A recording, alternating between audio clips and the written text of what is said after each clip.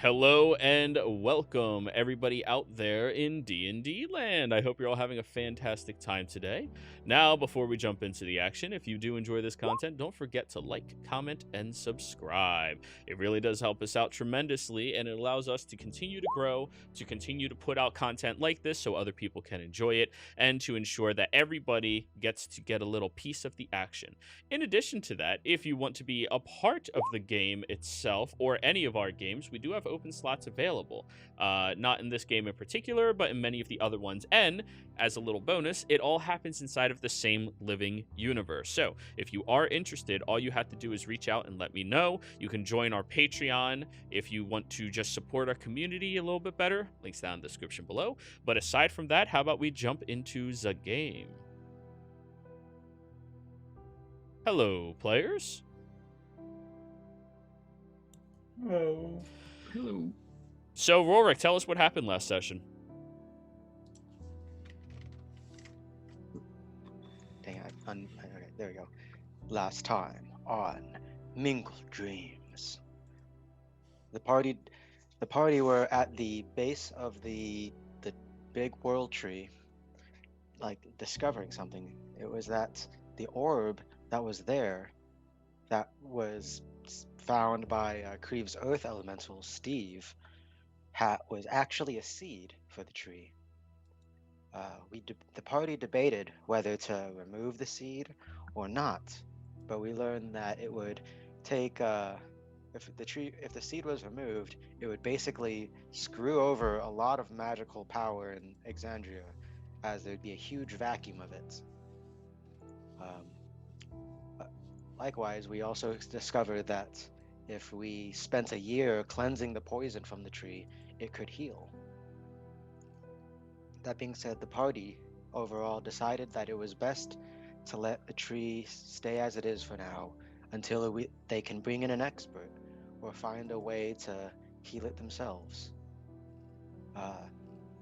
Thankfully, Steve made a very selfless sacrifice by distracting the beings of the city while the party escaped. The party met up with Captain Seashore, and then they began their journey back to Charas.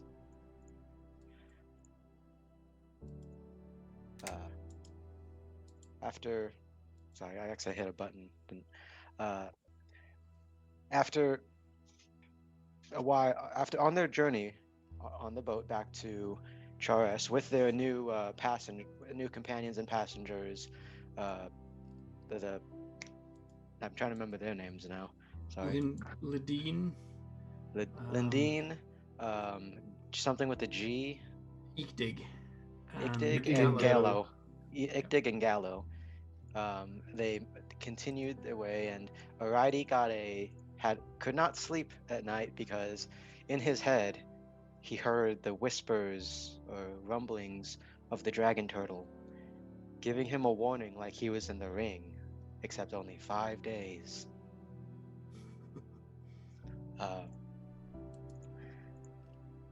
Likewise, Kale also attempted to play a prank on Kreeve, showing that mischievous humor that he hides under his dark, edgelord-like appearance.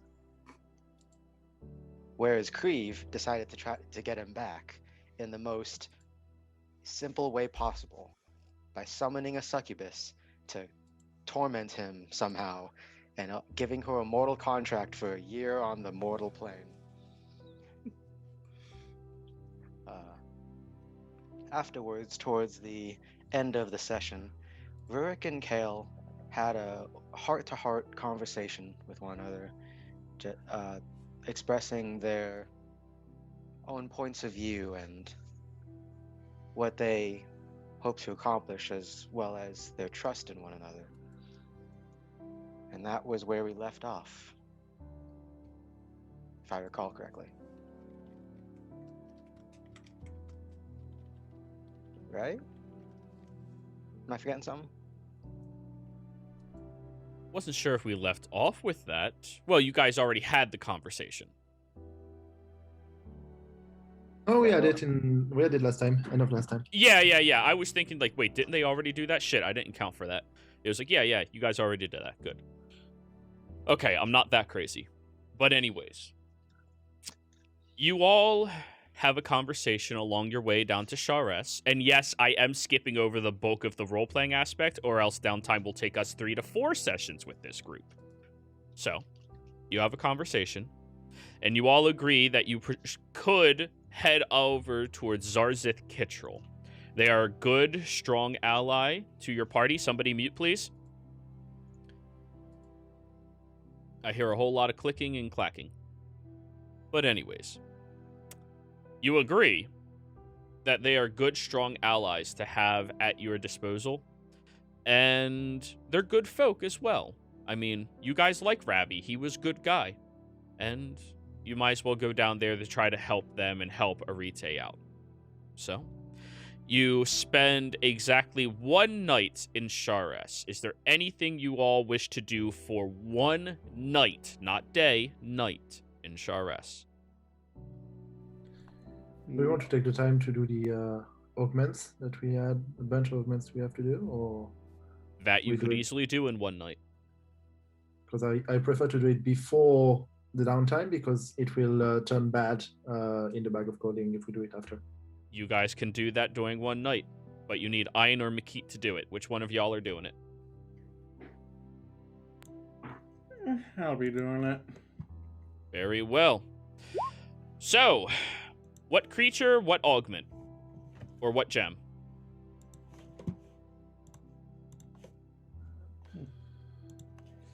I'll let you say that, Cal. I've got nothing lined up right now. Well, the question is like, so we have an armored Cerberus, a Quotao Archpriest, and a bear. So we have. I could barely understand half the words you just tried to say. Please copy and paste it into chat. I'm sorry. Your accent doesn't do well with fantasy words translated to English. Okay, there we go. The Armored Cerberus, the Kuatoa Archpriest, and the Behir. And we have those stones. I would say, if we want something fire-oriented, we could mix the Cerberus with the Ruby.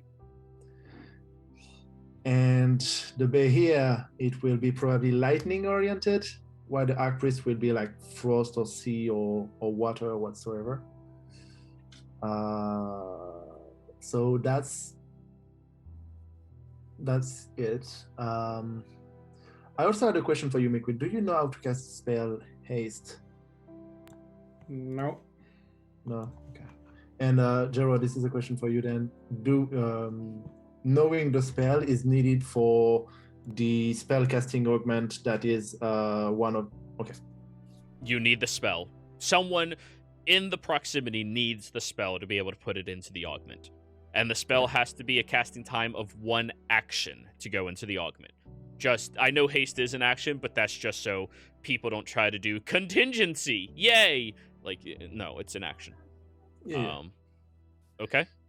So the Behir is CR 11, because that one wasn't labeled down.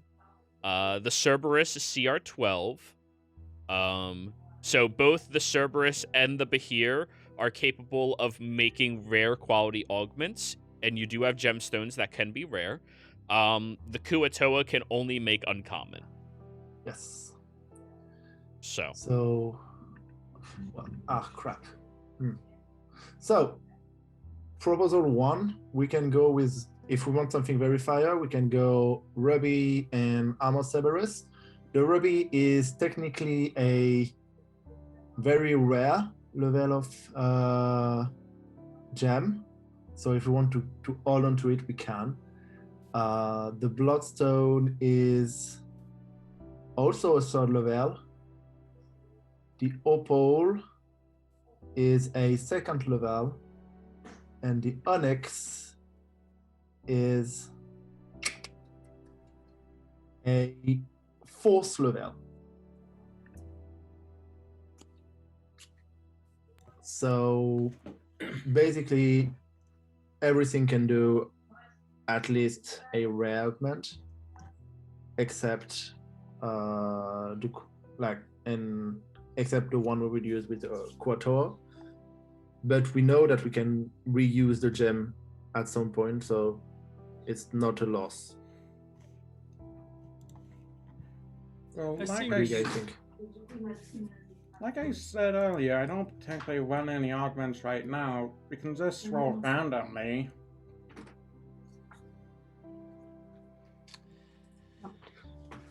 Yeah. I say we use the ruby on for the armored Cerberus thing. Mhm. To probably get some good fire augment, maybe. But is it? It can roll fire and physical. Is that it? The No. ruby, great. Are you talking about the ruby or the Cerberus? Well, both basically. Okay. The ruby itself, and for anybody watching, we are using an augmentation magical system, which makes magical items much more interesting, unique, and that way your characters can be built more uniquely. It's still in development. Favors fire and lightning. Ruby favors fire and lightning. It doesn't foil anything. The Cerberus favors fire and banes. Oh, wait. It favors fire and protection. That's the Cerberus. Yep. Here, I posted And it what's here. the Behir? The Behir favors lightning and foils protection. So you will not roll Okay. protection with a Behir, Okay.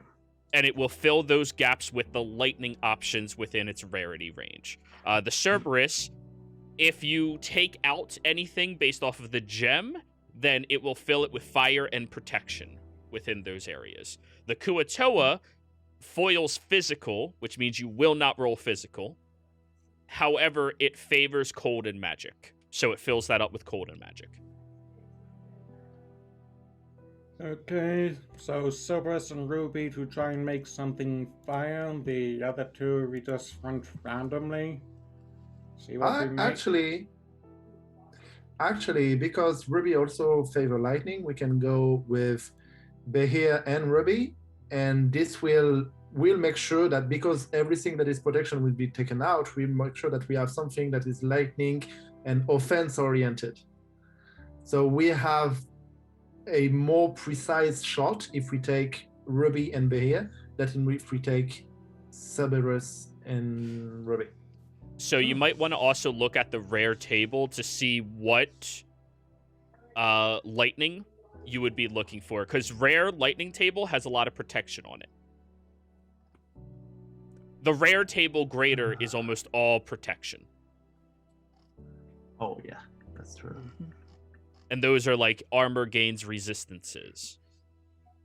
Which is really fucking good, That's obviously. right. Yeah, I was gonna say Yeah. resistances aren't bad unless you've picked Yeah. poison, because no one uses poison nowadays. I mean, So the only one it would actually favor on the rare table would be twisting, the elemental one. We Because it is changed all something. elements. That way it can roll lightning. It's considered lightning in that calculation. Okay, so if like, all right, you guys are right. We should maybe aim for Ruby. Oh, and actually, the other gems. While we're on it, because other gems do fucking Cool things as well. cool things as well, and are a higher level. So if we have something that favors protection in the other gem, we could target protection with the Ruby, with the. Do we have Cerberus. something that the Cerberus? Do we have something that favor? Lightning cord. There's physical, there's magic, fire, lightning. There's no gems that Simple favor modifier. protection. Wait, agate. Agate does protection. Simple modifiers for Okay. AC enhancements. That's supposed to be protection.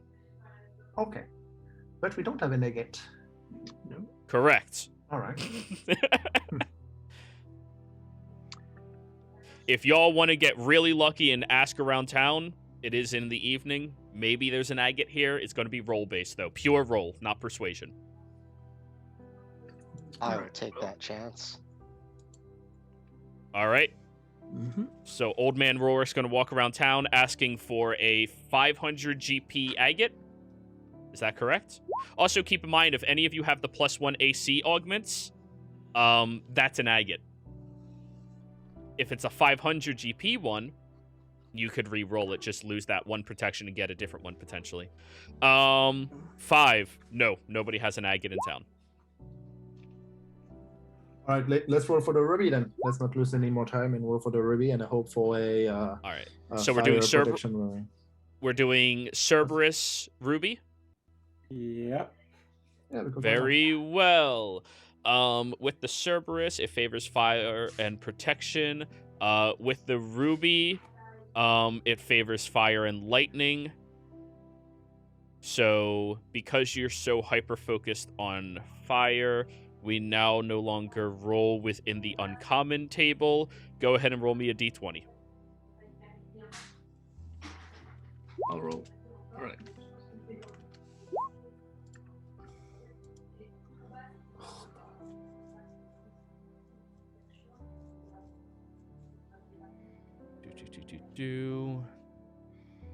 All right, so 8.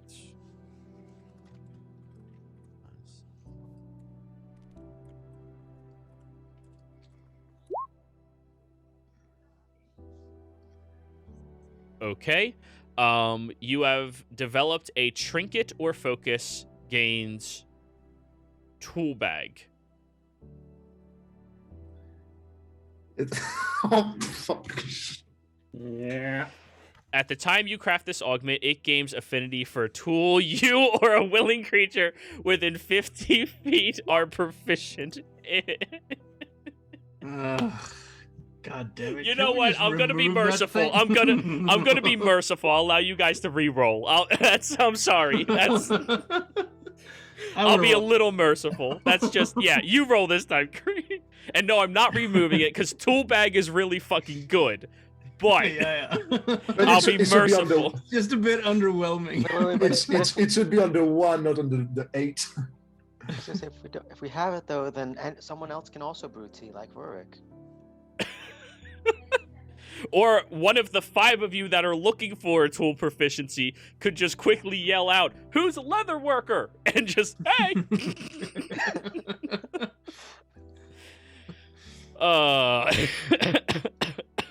my god. Okay, 10. Blindness, deafness spell. You can cast this spell once per long rest. The DC on it is 15.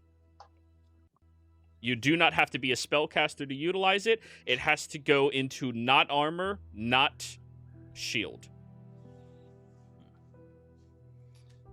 I feel like that was like going at me there. No, that's just where it is. The blindness, deafness one has to be into a more aggressive object. So if you can put it in a weapon, you can put it in a trinket, you can put it in a spell focus. Yeah. You can't put it in armor, I'm just- shield, I'm or just boots. I'm just messing. Actually, no, I'll allow boots. That's kind of flavorful. You kick the dirt and... You kick them so Yeah. hard in the nuts that they go deaf. All right, so somebody write it down that you have a 4,000 GP ruby that currently has blindness, deafness augment on it. I do. DC 15. Alrighty, so we're down the ruby and we're down the Cerberus. What are we rolling next?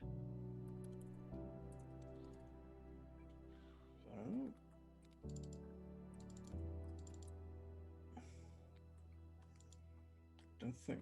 Was there anything? Yeah, we wanted to use the couture. Sure. It's an augment, like we can just put it somewhere and just roll for it. All right. Well, let's put the couture on the bloodstone then. On the bloodstone, so it cannot roll protection and it favors necrotic, as well as favors cold and magic. So that means magical necrotic will be the highest roll that you can possibly get for this. And it's the 24. Yeah, keep the value in mind because that's a very rare gem for the bloodstone. Oh, okay. Yeah, keep that in mind. I mean, you can do it now and just re-roll it later on. It's kind of like you're not losing the value, it's just you're getting something lesser now when you can have it be better later on.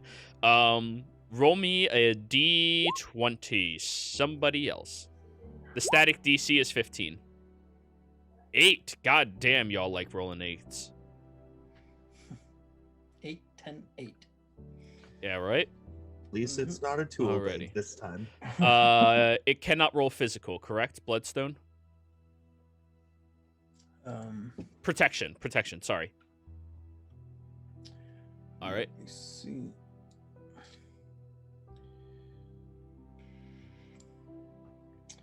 Yeah, cannot roll protection and favors necrotic. Favors necrotic, which would push lifesteal. Wait, no. Lifesteal would move upwards, not downwards.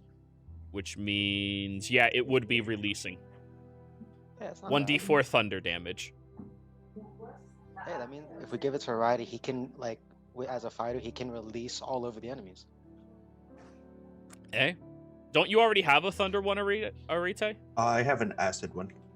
An acid one. Okay, yeah. So yeah, now you have a releasing augment, which is 1d4 thunder damage. Be sure to write down the value of the gem, because that gem is way more valuable than what you got in there right now. I'm editing the party. Don't touch it. Very good. So now we have the Behir. It will not roll protection, and it will fill all of the protection with lightning. What gem do you want to utilize?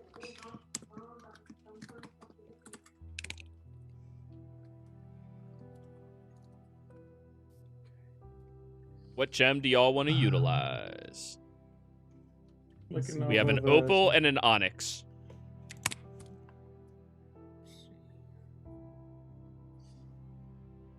Might as well just use the opal. Keep in mind that the onyx we have is up to legendary level. So it's a force for them. Yep. Yeah, I And vote opal. yeah. All right. It cannot roll elemental modifiers.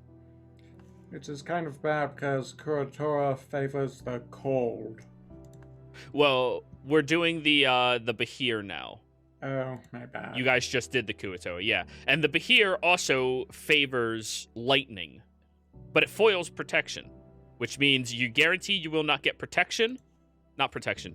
Yeah. You will not get protection. You will not get elemental. So look on the rare table to see if that is something you might want to do. Any of them that are not labeled as either of those are the only things you'll be able to roll if you do that. So we can have returning, slaying, magic return. We can't have seeking. Well, seeking right now. Twisting we can't. Skills maybe, but not favored. Tool bag, obviously, as we can have every single time. We can have magic vibration because it's psychic. Yep. And we can not have everything that is higher level. So all the resistance we can have because it's force protection. We could have ensnaring, and we could have speed. Fear. Fear you can also get. That's psychic. Okay, fear and speed. Yeah, that's what we can get. So some of those are pretty good, but like that would be you focusing to try to get those. However, if you are interested in getting one of the protection ones over that, you probably want to use a different gem. But keep in mind, this is going to be a gem that you probably, well, because the other gem you have, you want to use later on for something better. Yeah. So it's up to y'all. Don't worry, I got my finger on the dice roller, ready to go. It's somebody else's turn. Arite is going to roll it this time. What'd you say? I'm voting for the opal. For the opal? Oh god, okay. What's everybody else say? It's a party choice. I'm fine with it. Opal. Very well. Yeah, I vote opal as well. I like how he tastes. You got this already. No You pressure. guys are gonna regret this. I'm gonna roll the worst thing on the chart. And that which means you're gonna roll. I mean, yeah, as long as you're not tool bag. Yeah, it's pretty good. Seeking. Seeking is good. Seeking's good. Yeah, that's okay. Seeking is good. You can activate this augment and declare a creature type of your choice. You know the location of each creature of the chosen type within 60 feet of you. Instead, you can specify a specific creature. They are under the effects of the locate creature spell for the next hour. You can use this ability once per long rest. Locate creature is a good spell when you need it. And just being like, I don't know if these guys are legit. Fiends? Yup, all fiends. Too bad there's no locate city. Yeah, right. Hey, wizards can probably make something like that. What, a city? Yeah. So yeah. Why locate a city when you can build one? Yeah. Unfortunately, the rolls were not fantastic, but you did get at least useful things out of them. Better than Toolbag. I disagree. I love Toolbag personally. I mean, let's just look at the downtime chart, everybody. How many people want to learn a tool proficiency? Makit, Kyle, Arite. All three want to learn a tool. It's good. It's good. It would be good if we could target what we wanted. I mean, Like personally, getting a tool that nobody will ever use is less good. You're in Right. Shar-S right now, buddy. Everyone here knows how to do things. yeah. I mean, personally, I was hoping someone would take up Cobbler's tool so we can quickly hasten our travel.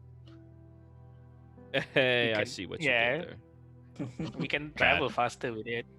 Bad, Ein. Bad. I mean, but seriously, though, mechanically wise, it allows better marching speed.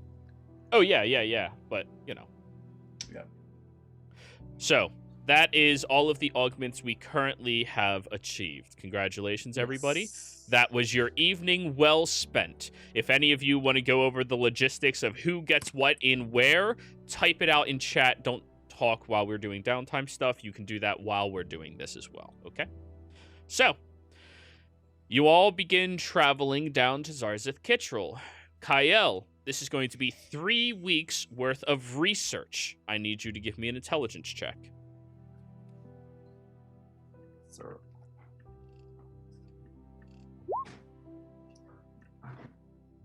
it's natural 20. But what's the number? The number is 23. what matters. Okay. Now keep in mind, this book has a lot of interesting things in it. And tell me again which one it is again, because you have like 3 books you could read. Ending the fight. So the journal, like the book with the magic circle in it. Did I finish to read it or not? No, you were working on deciphering it, Yes. which takes way longer.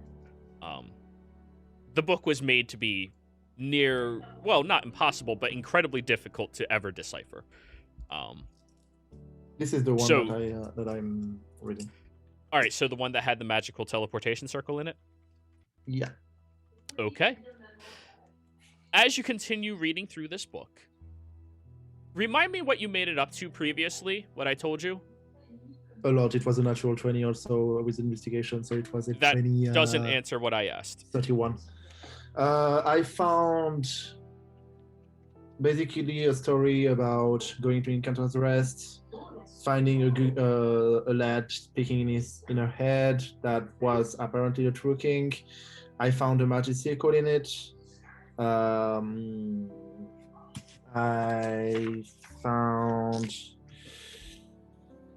mention of the law of death. Everything. She learned everything about the law of death. She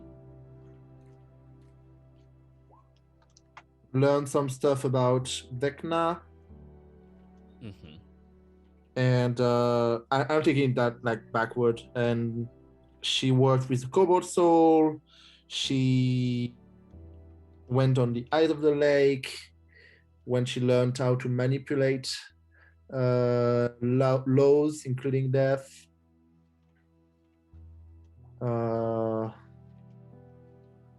She found a map in Encanta's Rest. And she went back to the Empire, make new friend, exchange artifact, and was banished. Okay. So that's what you made it up to. In the Empire, word was going around that she was creating a network for other individuals like herself into Xhorhas, mostly so that she could utilize them as either scapegoats or assets to what she was aspiring towards and trying to achieve.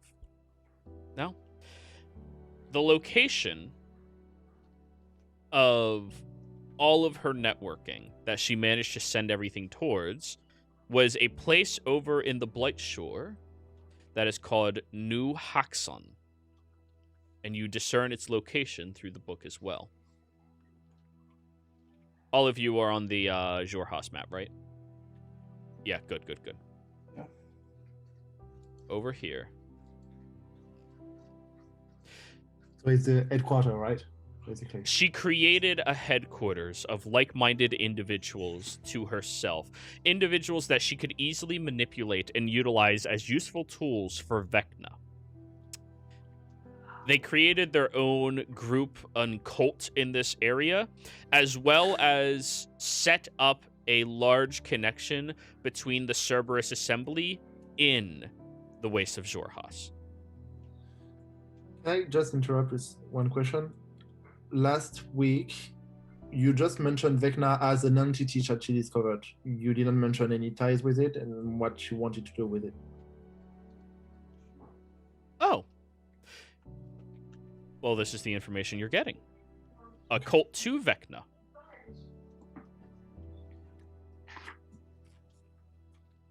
Now, they managed to solidify their position here and build up a pretty reasonable city as well as military through her banishment. Only a couple of members of the Cerberus Assembly were still within contact with her, though none of them would ever give up that information willingly, of course.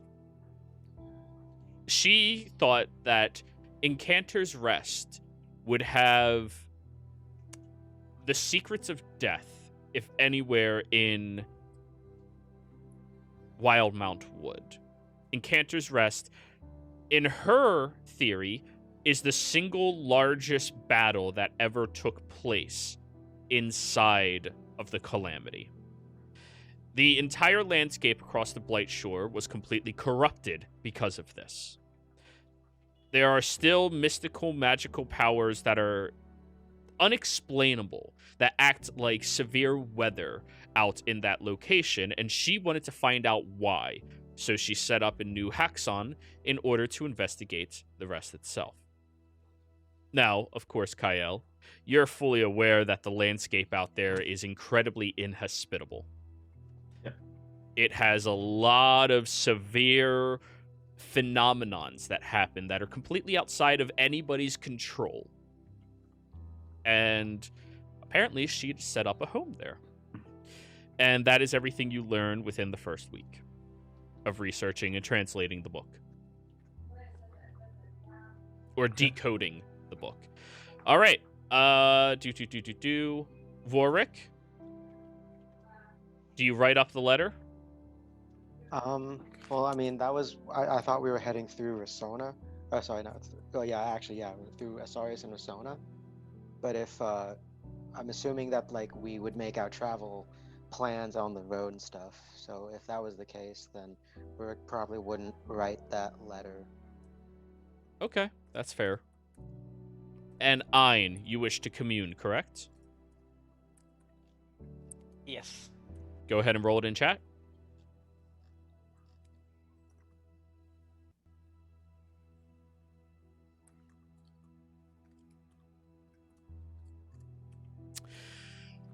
You contact your deity or a proxy, divine proxy, and ask up to 3 questions that can be answered with a yes or no. You must ask your questions before the spell ends. You receive a correct answer for each question. Divine beings aren't necessarily omniscient, so you might receive unclear as an answer if a question pertains to information that lies beyond the deity's knowledge. Alrighty, what are your 3 questions? Well, the first one. Does it has to be question, or can I just make a statement just to like relay an important information? Sure. Yeah, the first thing I want to say is that about the world tree that we found, about basically just informing that it's been corrupted and there's a seed down there, and it will need a lot of effort to heal. The second would probably be hold on, trying to phrase the question in my head. English is hard. Yeah. Would there be help sent to its way? That would be my question. And the third one would be, the third one would be probably be something like a self-reflection, and basically just saying that, is there anything I could do for it? So, the response to you trying to convey all of that information to the Wild Mother is a calm wind that rolls through the area, persistent, not aggressive, not hostile, just something that always has been. Just a calm, simple breeze. Your second part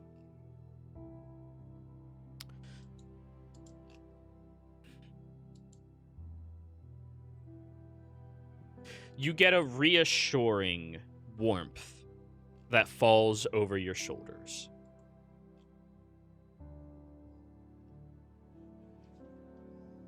And when you ask your third question, that warmth fills you even more. But there is a very slight cold that just sits in the center of your chest.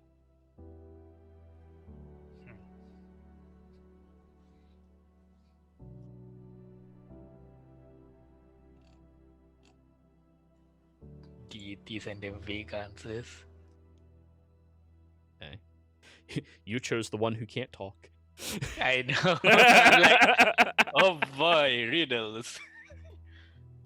Have fun. Philosophical reflection. Or Yep. spiritual reflection, technically. Yeah. But anyways. That is up to you to interpret however you would like. Not a bad spell, huh? Commune? Pretty good. Yep. Anywho, on to the next part. During this... Yeah? No, I have to double check, like, would spell components be able to be bought here in Charis, What? that is? Certain ones. Not really, really expensive ones, but certain ones. Yeah, it's mostly just augury stuff. Oh, fuck yeah. Yeah. All right. You don't have time to trade favor, of course. So you're probably stuck trading value in materials. So do you have materials that can value up to each augury that you want?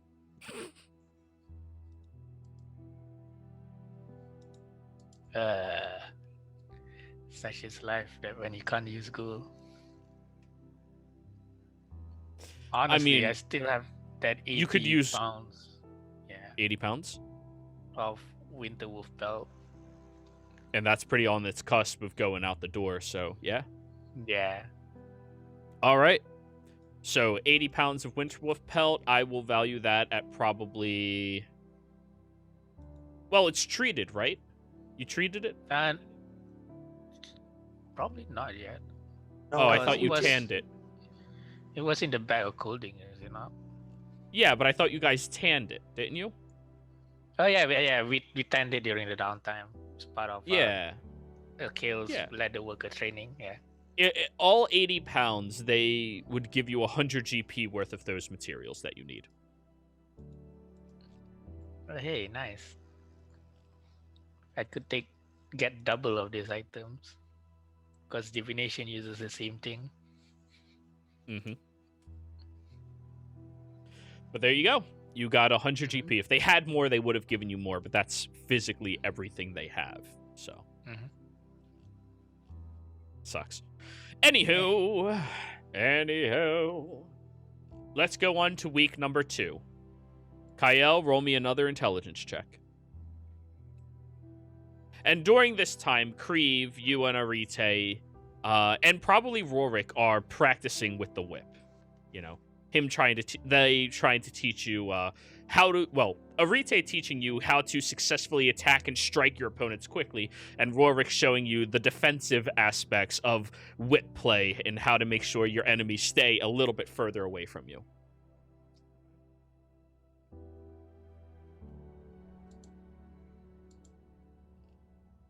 Oh yeah, So Rorik just asked an interesting question. Can Arite teach me how to speak Draconic? I believe there's somebody else in the party that could, because Arite doesn't have enough time to teach 2 people at the same time. Yeah, I can teach you Draconic. Yeah, that would work then. Yeah, there we go. Come on, Rorik, branch out a little bit. Don't just sit on your dragon all day. Hang out with your devils too, man. Get off your high dragon. Anyways, I assume you'll probably pick up Butterscotch as well, Rorik, since you're not heading into a deathly location anymore, since you're high enough level that you can fuck shit up. Oh, I thought you said it's still too dangerous to bring butterscotch and to Zarzeth Kitchell, dude. You know. Due to the Well, terrain, I think. the terrain was incredibly dangerous before because of how low level you are. Now, it's still dangerous, but you can handle the danger. Okay, yeah. Yeah. And beforehand, just so I don't fuck up on this, Rick would make sure he has enough like horse feed and fodder to like get to Zarzeth and probably back. Easy. All right. So Arite's teaching Kreve, Makit's teaching Warwick. It's a great time. Warwick, what's your intelligence modifier? +1. Really? Now, if I remember correctly, learning a skill, training. 8 weeks minus intelligence modifier. That is correct. So, assuming the 3 weeks go by without a hitch, which they probably will, that's 7. Write down 3 out of 7 weeks training for Draconic. You now know basic information like, hello, how are you? And things like that. You can at least do basic greetings and thank yous. Is it 8 weeks minus modifier or 10 weeks minus modifier? I noted 10 minus modifier. God damn it, for Rory, everyone. why'd you lie to me, man? It's Wait, what? 10 minus. It's 10 minus modifier. Oh, it's 10? Oh, Yep. shoot, I'm Yeah, sorry. yeah. So go ahead and write 3 out of 9. Hey, I'm 1/3 of the way there. There you go. Anyways, Kreve, same for you. Since you're learning just a specific weapon, it is going to probably take you 10 weeks minus your intelligence modifier, which is what? Which is 0. So 10 weeks. Go ahead and write 3 out of 10. Does it go by quicker since he's got 2 people helping him? No, he doesn't. You're learning Draconic. Ah, okay. So go ahead and mark that down, guys. Yep. Makes it a little easier to keep track of. Anyways, Second week, roll me your intelligence check. Oh, 8. Let's see if that actually gets you anything. Yes, you learn one new bit of information. Delilah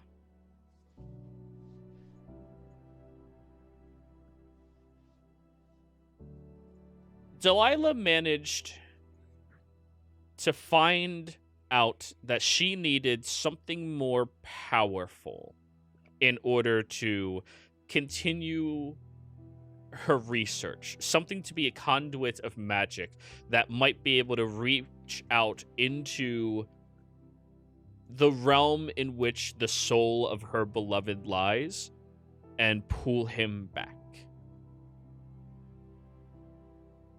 And she begins looking for it. But however, she apparently did find a way to bring people back from the dead as an arcanist.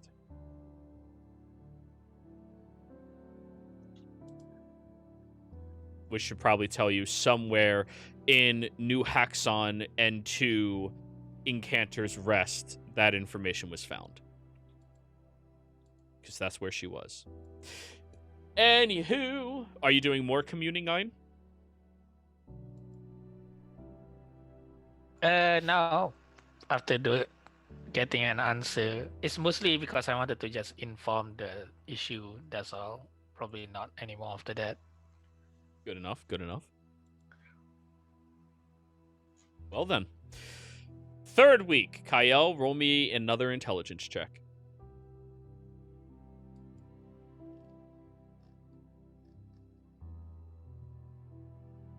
19, 2 bits of information. Alright, for this I'm gonna need the world map. Because now you're... Oh, wait. Did I never bring the world map into this game? Oh, you stupid hobbitses. What about yourself? Yeah.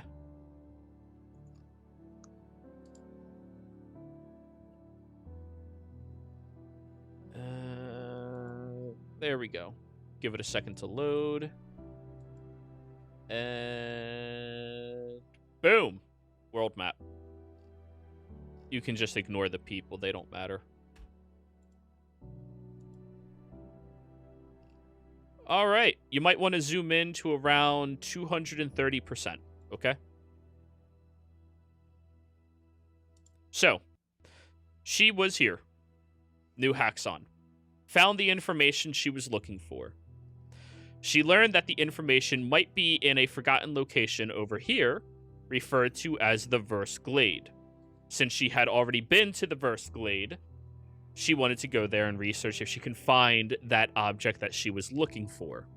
Unfortunately, though she found it, she was missing a key component in fixing it. The object was referred to as a broomstone. She began researching how to fix it, and she went up to a location all the way up here. Another forgotten location where a family of elves were currently around. It is called the Pallid Grove, and she believed that they had information pertaining to very powerful pieces of naturally occurring minerals that could act as catalysts of magic and amplification. Though none of them said anything to her, she had the power of New Haxon and her cult behind her that she used to desecrate their landscape and almost annihilate the Pallid Elves from existence. Those elves had to go traveling outwards to different locations to find solace from what had happened. And that is what you learned during week 3.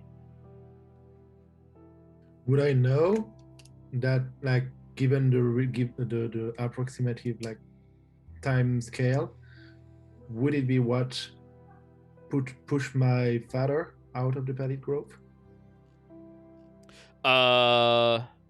No. Your father left a good 120, 130 years before that. More than, okay. Yeah.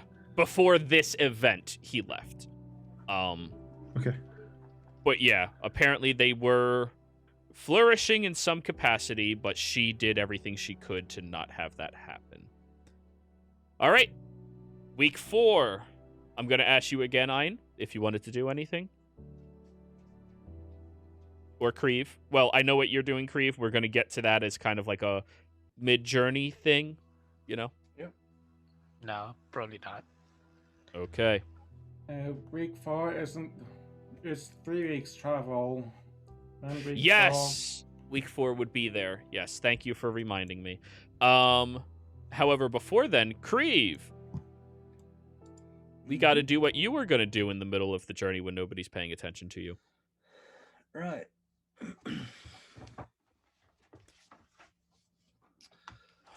Where is it?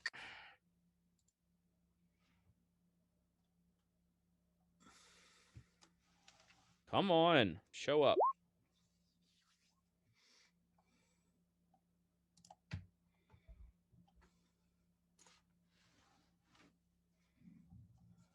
There we go. All right, Krieve. Roll me a stealth check. All right. Can I use guidance for that? Yeah, you're only sneaking away from the party. Right. It's not that far off. Right. Yeah. Very good. In the middle of his watch, actually, if others would be sleeping during that time, I have to give them a -5. Ein, Arite, and Kael. You hear Krieve kind of like trip over a branch as he's trying to sneak away during his watch. Quick question: do they think it's Rurik trying to go for his nightly bathroom breaks again? Unfortunately, they're too perceptive to know that. They know you by now. I roll deception to. Oh shit! I have to pee. Sure. All right. I just cast locate creature on him just to make sure he doesn't end up missing. Fair enough. Oh shit, I have to go pee. You guys are kind of sleeping, but you're aware he got up in the middle of the night. All right. Anyways, Krieve. You got to go pee. You go over, you find yourself a secluded, nice little area. Yep. And you do your thing. I need a persuasion roll contested by insight. Yep. I guess I'll use my. Well, I can't use guidance on this. No. But yeah, I'll use session inspiration. Go for it. Hey, not bad. Again. You summon yet another... Well, you attempted to summon a succubus. Mm-hmm. But when you do so, you get the same succubus as before. And I was just... Why are you bothering me? Sorry, I didn't actually mean to get you. Well, we're connected right now, okay? Well, I suppose, yes.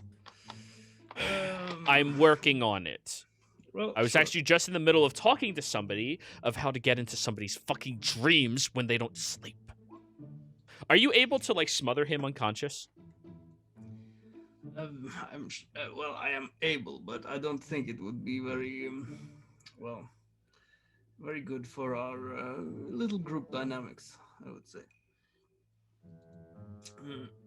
But there is one other issue I would like to broach with you now that I have you here. What? Well, you see, my father, his name is Delferus. Maybe you know of him? I've heard of. Right. Well, he's also my patron. I need to sort of get a message to him, or, well, maybe preferably his mother, my grandmother, Glacia. Okay. Do you know of anyone who might be able to assist me in that regard? I do, but what's in it for me? Well, I have this book here, and I pull up the book of Draconic Erotic Arts. And I don't know if you've tried any of these things, but you know. She just leans forward towards you with her hands crossed in front of her. Sweetheart, who do you think taught them?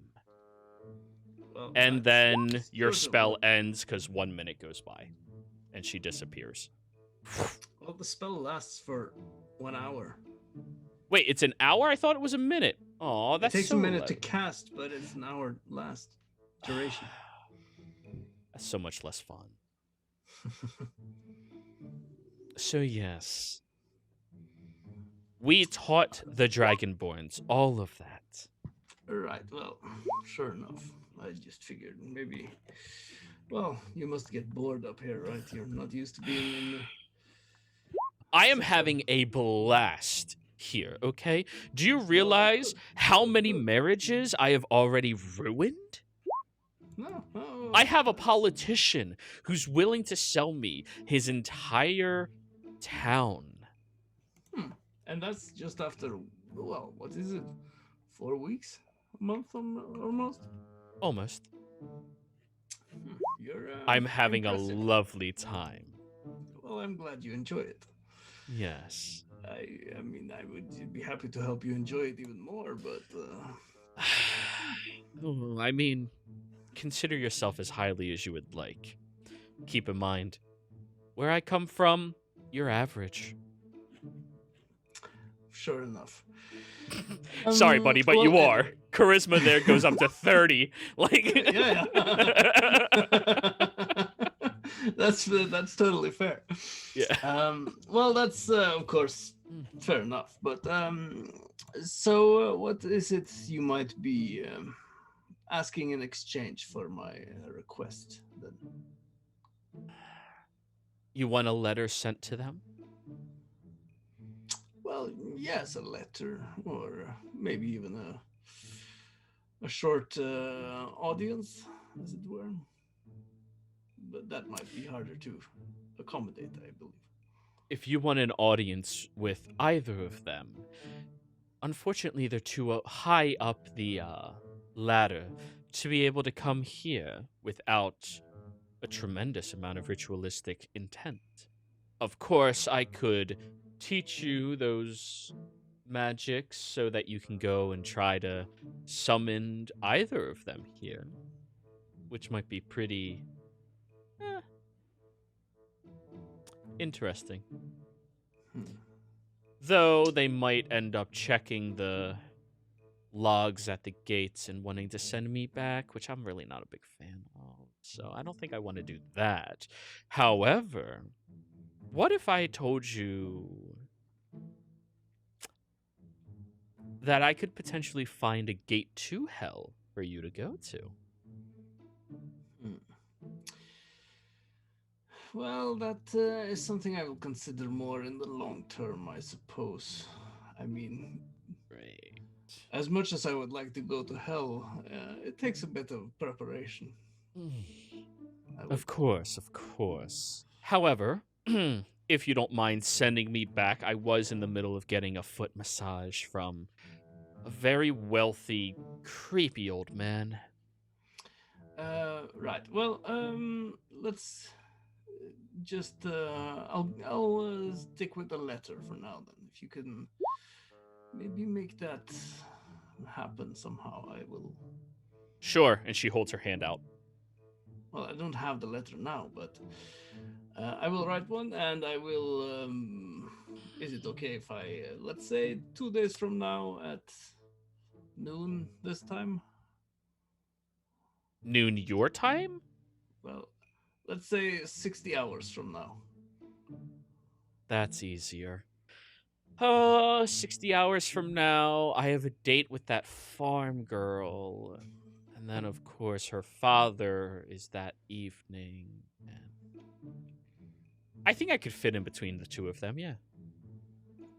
All right. And I'll be able to get you in as well. Oh, nice. Yes. Well, I'm sure you can fit many people. She raises If her you want eyebrow at to. you. Hmm. I mean, And she just like pulls out a piece of parchment that unfolds, and Creve, you notice that that appears to be an infernal list of names and contracts, and she seems to have 15 of them. All in 1 month. Mortals are stupid, and she just rolls it up. very good. Well, Yeah. as I said, I'm pleased you are enjoying your time here. Foot massage. Right? Yes. See you. You drop your concentration, she heads back. Burke walks by, finally done with his business. Oh, hey, Grieve. And then just goes back. Hello. You have. Yes, you are. I suppose you've gone to empty yourself, as it were. Yeah. So I'm well. Yes. I'm gonna go back, man. Mm-hmm. Okay. Well. Good night. I will stay on watch for a little bit longer. Just stay safe. You never know what could be out here at night, or what someone with malicious intent could be up to. And continues going back. Yes, I'm always keeping Omen in my sights, so he won't scratch your throat, or any of the others. Wow. Right. Go. Anyways. Have your devil dreams, fiend. So, a couple of hours later, everybody is up for their own watches and are now heading out back over towards Zarzith Kittrell. Alrighty, so you all arrive in Zarzith Kittrell. We are starting week number 4, and as you get here, you of course meet up with Ravi. Let me see if I remember his voice. Hey everybody, how you doing? Was that it? Ravi. Hey. Bro goes in for I like that kind know of this bro hug voice. kind of thing, like that firm handshake into a bro hug. There we go. Hey, how's everyone, huh? You all look great. Looks over at you, Aride. Hey. Hello. How's So, how's your new position treating you? oh, it fucking sucks. I mean, luckily I found out that we have mandatory, services we have to give in our position of power. So, like, we have to spend 1 week every couple of months working for our underlings, right? So I just get to go out there and start doing patrols and shit. Well, if you're that bored, maybe the reason why we come here might unbore you. And I think I write he would like to expose the facts. Dragon turtle. Oh yeah. We've been dealing with that, kind of. How exactly? By staying the fuck off the water. Yeah, see, it's kind of coming this way. Yeah, it's here. Ah, Well then, have you maybe we spoken? can help you. Sorry, go ahead. Maybe we can help you handle it. That would be great.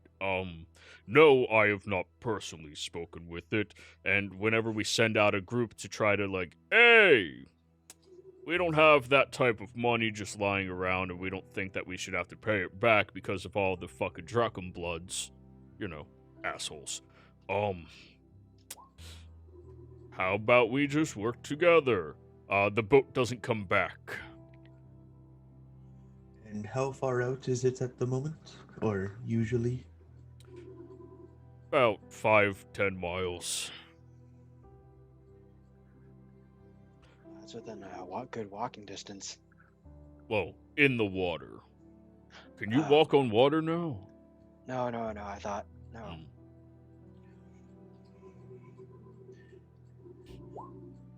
Well, how do we want to deal with this, y'all?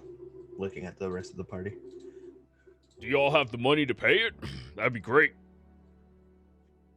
Highly doubtful. Yeah. Well, we've kind of gathered up a small section of our military to get ready to kill it. But we're not really that hopeful. We're probably going to lose a lot of people. A lot of them. Well, let's still attempt to parlay. Why don't since we're the first ones who encountered it, why don't we begin the talking just saying, hey, Mr. Dragon Turtle, this deal that you made, its previous contract holders are no longer here, and so you're no longer bound by it. The fact that you were guarding the thing without that knowledge, that's not your guys' fault. That's, if I'll honestly, his fault or hers.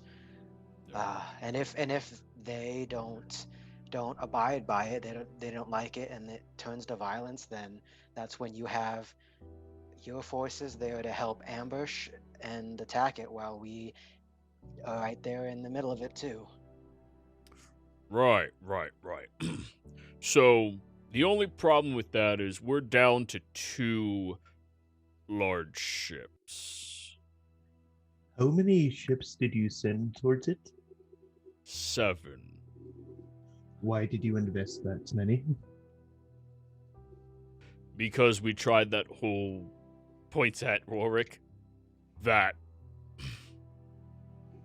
God damn it, Rorik, you influenced my people towards diplomacy when war was needed. I don't know if that's my fault, but I will take responsibility if it is. Yeah, I mean, if y'all think you can ask it to calm the fuck down, we're not exactly in a position to, take on a war on the water.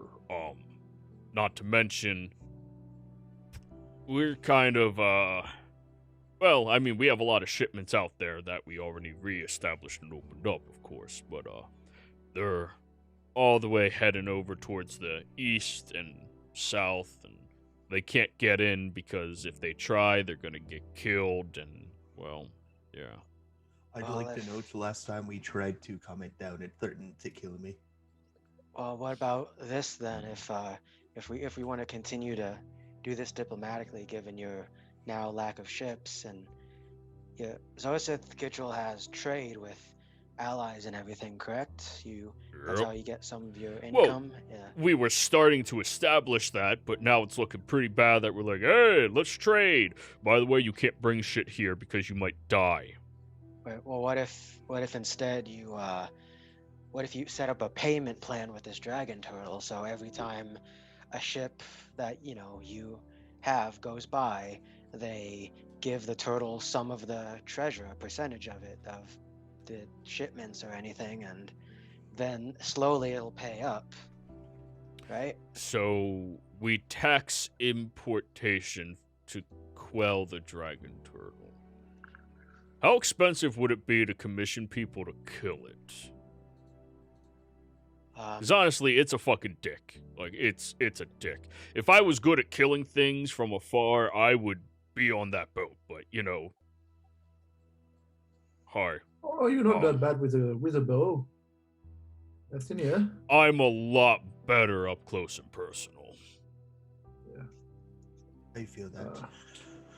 I must confess that the tax idea might not be the smartest one, and I thought you might have thought yourself, Rorik. Why asking for a dragon turtle to take taxes and have just a part of the share while it could just sink the ship and take the oil for it? Because then it wouldn't get a lot of it in the long run, and if it does take the deal, then we would save some lives. Well, in my experience, the simplest solution is usually the correct one. I believe even you can tell what the simplest solution towards this dragon turtle is, right? Talk it down and get it to go away. I stand corrected. You are way too pacifistic to think logically. Ravi, how many Right. ships that are combat equipped do we have at the moment? Or you? Well, a smaller ship, we have a good couple dozen, but big ships that can actually withstand it for longer than a swipe, 2. And I'm guessing we don't know to what extent it can survive against it. We sent out a pretty big force of our people. They're probably dead. It was all at once. Oh, Yeah. I thought. This Did was y'all all- know that dragon turtles can, like, breathe fire water? I'm sorry. What? It's water that's like fire. Oh, I thought you were talking about the dwarven drink for a second. Yeah, that's for bitches. No. Why did we have to go to that lake? If we didn't go there, I would not have to deal with this. Oh, so it's your fault. Yes, it is my fault our ancestors made a deal with a dragon turtle. Hey. That's not our ancestors, okay? We're not dragon blood. You get my point. Yeah. Alright. Oh, no. If y'all want to try your diplomacy thing, Warwick, I would rather no bloodshed if that could be helped. If you want to try the whole taxation thing, feel free. However, I could talk to some of the guild's people and see what a bounty would look like if we end up killing it. Just based off of what their average earnings and loss might look for the next year and a half or so. Oh, that'd be bad. Well, Not to mention, this is already swaying the entire public. Like, hey, why are we trying to rely on people outside of our own people? Well, we can handle everything ourselves. See what's happening? We're losing all this money already. It's already looking bad. Well, here's the well, now that we're here, we came here to help. So, I personally would like to attempt to do this with no bloodshed. But if it comes to it, then, well, blood will be shed. And if it does, Ravi, I would appreciate it if you would stay at our side for to deal with it. I'm supposed to stay in the city as a politician, man. And you have mandatory work that you have to do every once in a while, such Yeah, as protecting the city from a dragon turtle. Well, that's, like, if it was coming to the city. Yeah. The only, like... See, I'm thinking bigger, right? I have to. It sucks. If I die, right? Then they're gonna fill my position with somebody who thinks like all the traditionalists. And then we're just gonna regress. And then everything we already worked towards is gonna fall apart. If I have to stay alive to be an example of progress. Well, then, What is there kind of- anyone you might recommend accompany us then that would be capable of surviving such an encounter should it turn bad? I would've, except we already tried that, and they're dead. Do we have any soldiers left in the city whatsoever? Yes, they are defending the city. Against? Right. Anything that could happen. Regular defense. We went from 800 soldiers down to about 340. That's really rough. Yeah. That's Yeah. Ravi. Who was the one that commanded that? Strategically, because that's far too many for someone who's. That's far too many. Yeah. I kind of suggested it because I was going off that whole peace thing. and anybody who went volunteered, you know. The first group of them we sent out there were to parlay, and at that point we only lost about 40 or 50, which is really unfortunate. We're really sad about it. And then the next group we sent out there was to find out what happened to them, and again, that was only like 30. We had a skeleton crew. Then they're dead. And then the next fleet we sent after them was the rest, and they're all, well, yeah. Yeah, it's walk and talk. Okay, so we're not in a static place yet. Never mind. No. You're just walking through the city. I mean, we thought a show of force of that many hundreds of our soldiers would kill it. But that thing's fucking tough. I don't know. What kind of weaponry can we load onto the boat or the shoreline? If we were Nothing to that take can the reach lead 10 down? miles. On the boat, we got ballista. That's really it. We're not really built for seafaring combat, you know. But if we could lure it towards land.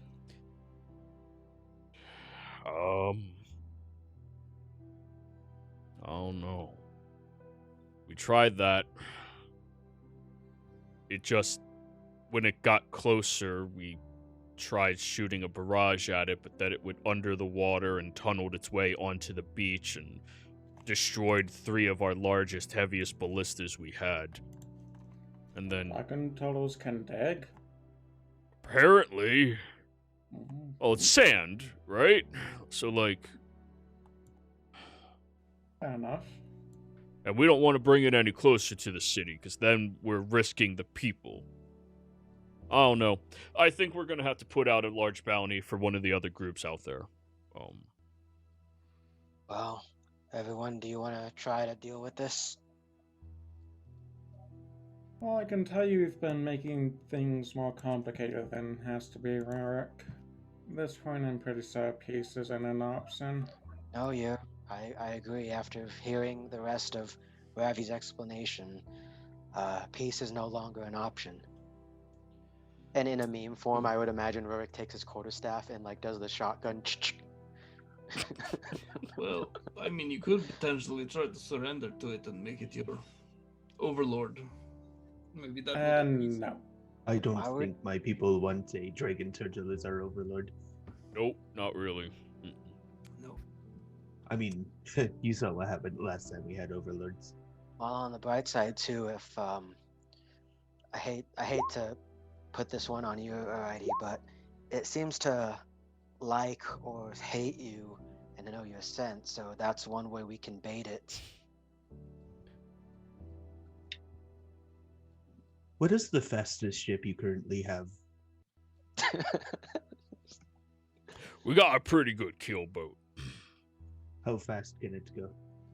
Oh, you know, 60, 70. I need a measurement. Maybe 80. 80 meters, kilometers, Of feet. movements on the water. Knots. Does it Sure. have a ballista installed on it? Well, that would slow it down, but we could put one on it. I if- don't. The idea I have does not involve having a ballista on it. Okay.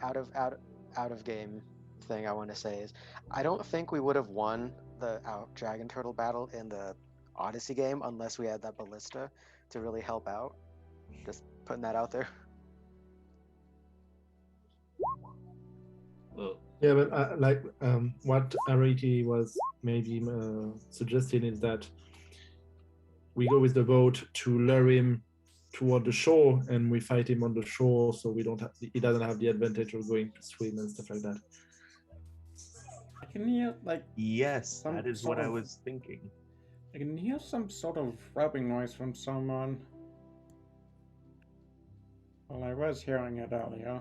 It was coming from Kyle's. I think there's just background noise. Well, anyways, we might not even need the ship. It knows Arite's scent. We can Don't track him remind from a me. mile away. We just go near the shore and let it come to him. Seems to me that being on a ship is a bit foolhardy because it would mean that we're in its element instead of trying to, I don't know. You know what? Makita has a point. It said it could track me down to anywhere within the world by my scent, which is creepy. I have a creepy stalker. But maybe we can use that to drag it towards the city. Oh, no. I meant the shore. I No. meant the shore. That's shore. towards the city. What happens if that thing beaches and then goes after the city? You know how many families die? Then we go up north. Try to lure it towards the shores north of the city. Well, I mean, how about? Well, I'm just thinking out loud here a little bit, but because you have this conflict between the Empire, was it, and the Shore House, the Drow. Maybe this could be used as a way to potentially, if it follows you, we could lure it into the Empire's waters, and maybe it would wreak some damage on behalf of, well, the people of Shoras, and maybe they would pay us for any damage we did to the Empire. You know, that's a good point, though. I'd We've like been- Neil Versaglov. So we've been trying not to get in contact with any of the dens because we're trying to make sure that we are still our own people and not controlled by any of the dens. And asking them for favors is kind of not great. Well, as I was saying earlier, we do know that the Empire, well, figure you might want to know the Senrays, but the Empire is at least attempting to set up an outpost near the lake it was originally at. If they've set it up, we lure it towards them. They could potentially wipe out each other. But how do you want to lure it that far north? Like, it's 10 miles away from here, and I mean, it would be a huge risk to try to sail up north with a dragon turtle on our tail. It would be at least 2 or 3 days sailing up northward. As well We as don't know what can happen in 3 upriver. days. That's While it's also up sea, I upriver. don't know the stream of the sea, but yeah. Right. Well, just think we should consider the possibilities and opportunities here instead of seeing just a problem.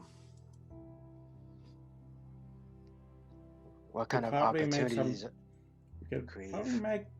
probably Like- get some very good augment materials from a dragon turtle. Like the opportunity I just mentioned, of course. Well, that's just one of them.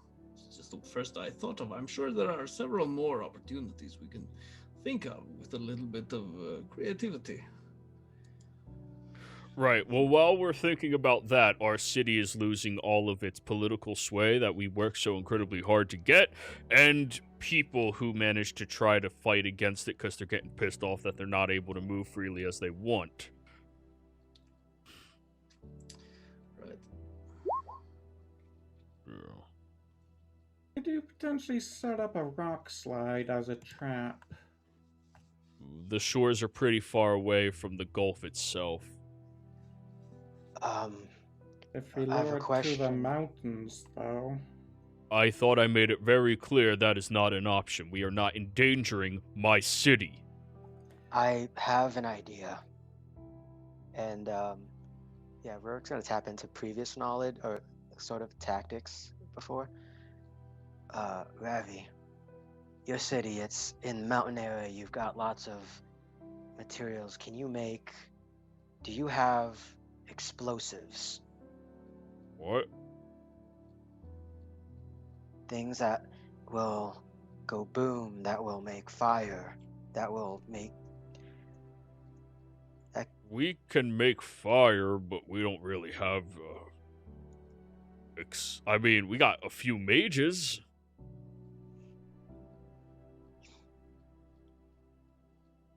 Alright, sorry.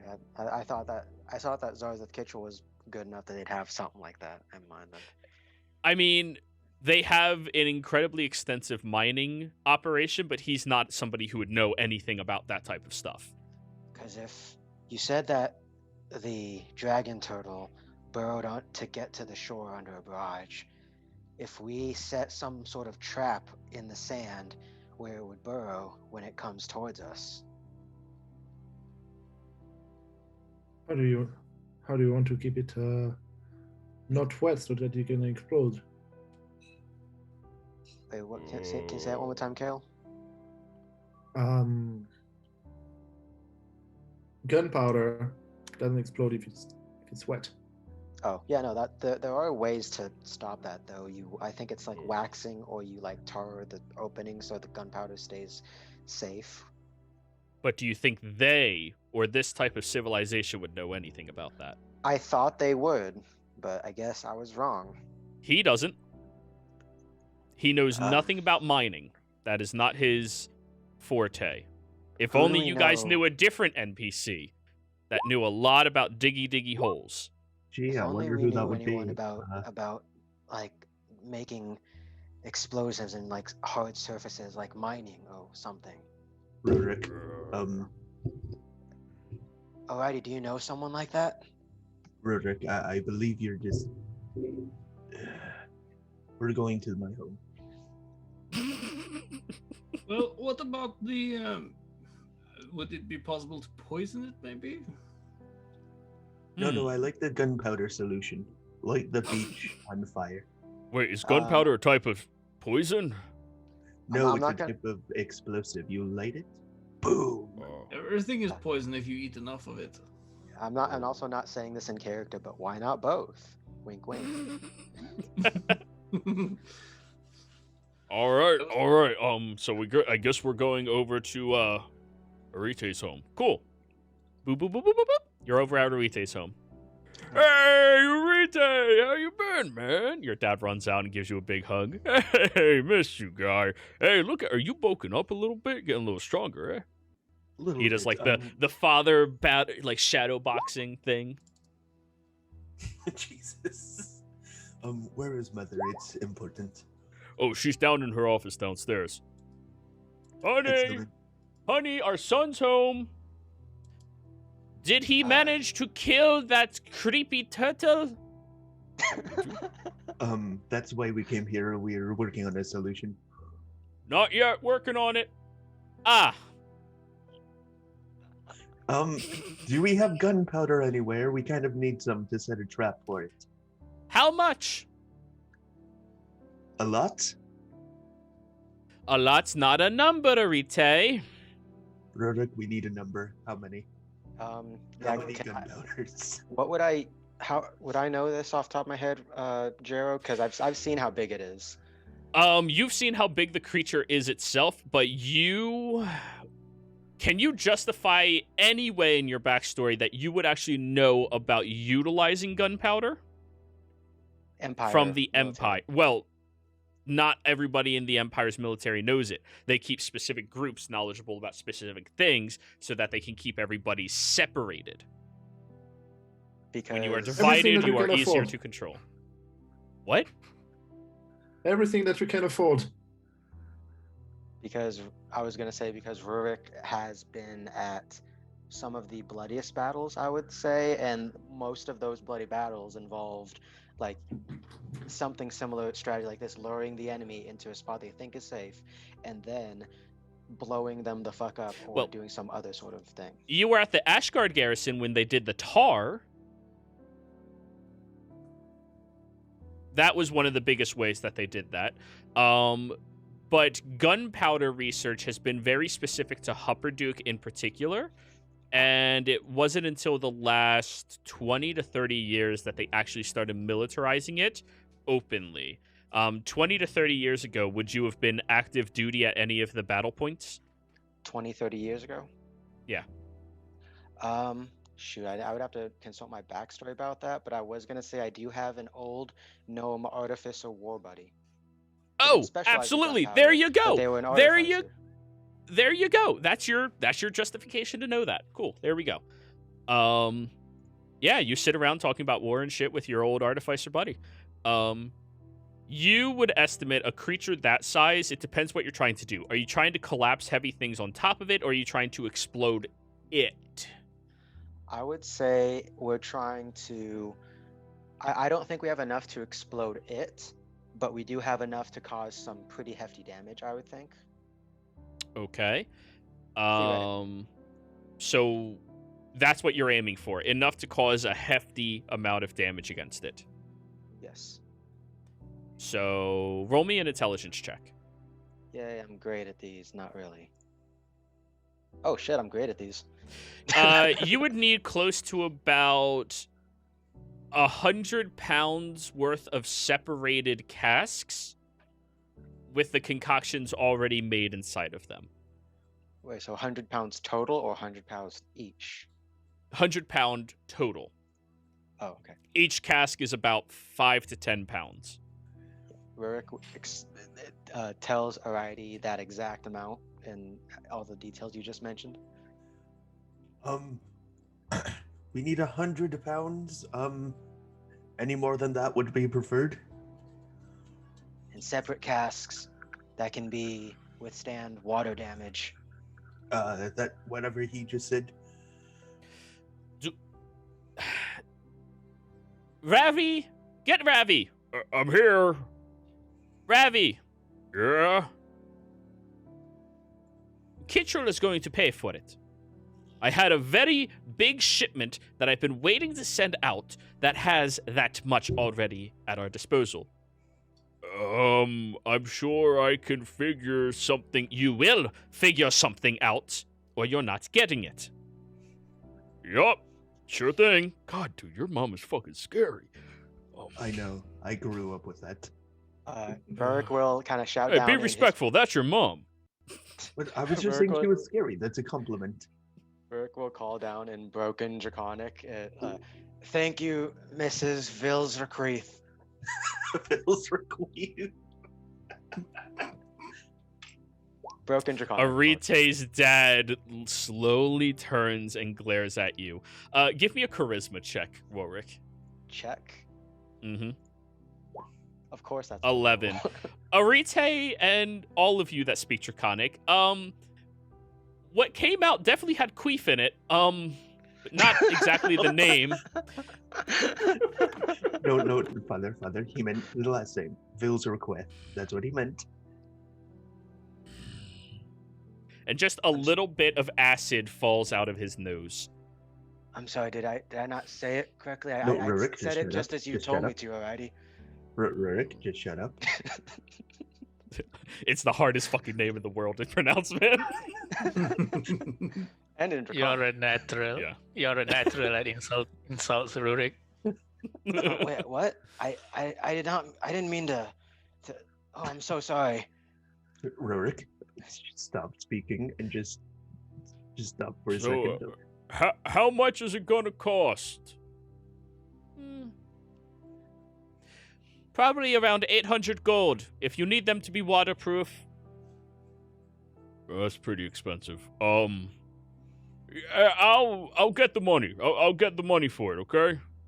Fine. It'll be finished in 2 days. Okay. Hey, think about it. It's less than what the dragon turtle wants. Right, but we still have to pay to commission a group to kill it. Well, How much does it want again? how much did it want to? It wasn't like 10, no 12. I don't know. Above 10,000. It was like 15,000. Yeah, it was 15,000. Shit. Alrighty. Well, I'll talk to the guild merchants and, well, I'll see what we can gather up. All right. I'll be back. Ravi, if you need a small Sure. donation, I have a little bit of gold I can spare. Yeah, of course, sure. I mean, well, the 800's not going to be the issue. It's paying people to actually do this job. That's going to be the fucking issue. Unless all of you are volunteering to do this for free, without the expectation of a favor from Stars with Control in the future. I mean, Without the I would. No. of a favor. I feel like Money someone, it like, is. I feel like Rurik was slowly about to was raising his hand, and someone else was does the hand thing where it's no. Yeah. All right, the money it is, and he takes off running. All right, guys. Oh, and Ravi, say hello to your niece for me. Yep, we'll do. And what were you saying, Mickey? I'm just wanting to say to him, I'd exchange. You can keep myself the money if someone can teach me how to use a jeweler's kit. Oh. You might want to hold off on saying that because your cut of the money is worth way more. But yeah, I mean, if you want to offer giving up potentially hundreds of gold to save yourself 200 gold, sure. Oh wait, you're thanks. smart. Yeah, it would be like 120 gold. But anyways, he's going to run off and do that, and we're actually going to go on break, everybody. We will be right back.